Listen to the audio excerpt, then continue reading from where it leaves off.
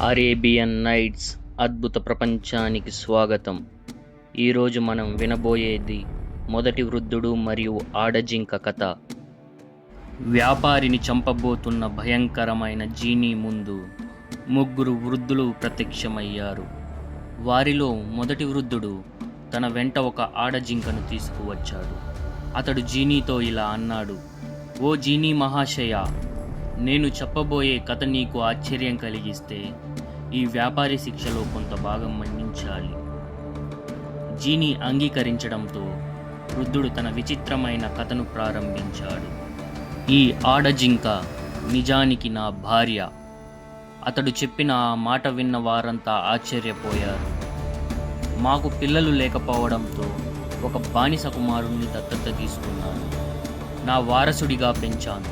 కానీ నా భార్యకు అతనిపై తీవ్ర అసూయ ఉండేది. ఒకరోజు వృద్ధుడు దూర ప్రయాణానికి వెళ్లాల్సి వచ్చింది. వెళ్లే ముందు తన భార్యకు నా కుమారుణ్ణి జాగ్రత్తగా చూసుకో అని చెప్పి బయలుదేరాడు. కానీ అతడు వెళ్ళిన వెంటనే ఆమె రహస్యంగా మాంత్రిక విద్య నేర్చుకుంది. ఆ తరువాత దుష్ట ప్రయోజనాల కోసం ఆ విద్యను అమలు చేసింది.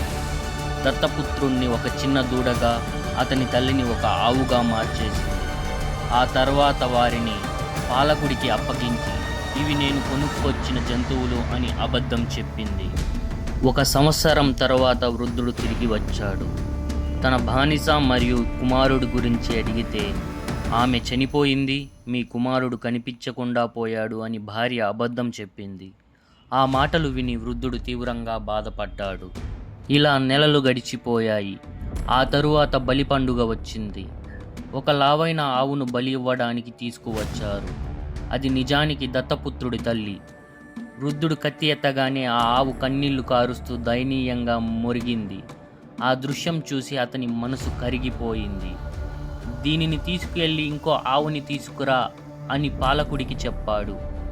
కానీ భార్య కోపంతో ఇదే ఉత్తమమైన ఆవు, దీన్నే బలి ఇవ్వండి అని అరిచింది. చివరకు పాలకుడు ఆ ఆవును చంపాడు. కానీ తోలు తీసిన తర్వాత అది ఎముకలతో మాత్రమే మిగిలి ఉందని తెలిసింది. తరువాత ఒక చిన్న దూడను తీసుకువచ్చారు. ఆ దూడ వృద్ధుడి దగ్గరకు వచ్చి అతని పాదాలపై పడిపోయి కన్నీళ్లు పెట్టుకుంది. వృద్ధుడికి అది చాలా విచిత్రంగా అనిపించింది. ఈ దూడను నేను చంపను అని గట్టిగా చెప్పాడు. అప్పుడు అతని భార్య మరింత కోపంతో మండిపోయింది. మరుసటి రోజు పాలకుడు రహస్యంగా వృద్ధుణ్ణి కలిశాడు. నా కుమార్తెకు మాంత్రిక విద్య తెలుసు అని చెప్పాడు.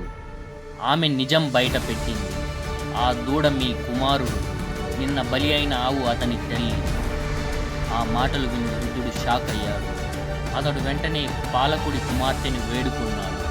నా కుమారుణ్ణి మళ్ళీ మనిషిగా మార్చగలవా? ఆమె అంగీకరించింది. కానీ ఒక షరతు పెట్టింది: మీ కుమారుణ్ణి నేను పెళ్లి చేసుకోవాలి. వృద్ధుడు వెంటనే ఒప్పుకున్నాడు.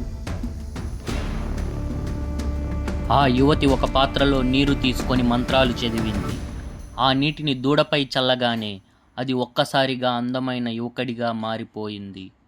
వృద్ధుడు ఆనందంతో తన కుమారుణ్ణి కౌగిలించుకున్నాడు. తరువాత ఆ యువతి దుష్ట భార్యకు శిక్షగా ఆమెను ఒక ఆడజింకగా మార్చేసింది. ఇప్పుడు మీరు చూస్తున్న ఈ జింక అదే నా భార్య అని వృద్ధుడు కథ ముగించాడు. ఈ అద్భుతమైన కథ విన్న జీనీ కూడా ఆశ్చర్యపోయాడు. ఈ కథ నిజంగా విచిత్రమైనది అని చెప్పి వ్యాపారి శిక్షలో 3వ వంతు మన్నించాడు. తర్వాత ఏమైంది? 2వ వృద్ధుడి కథ ఇంకా భయంకరంగా ఉంటుంది. అది తెలుసుకోవాలంటే తదుపరి భాగాన్ని తప్పకుండా చూడండి. సబ్స్క్రైబ్ చేసుకోండి.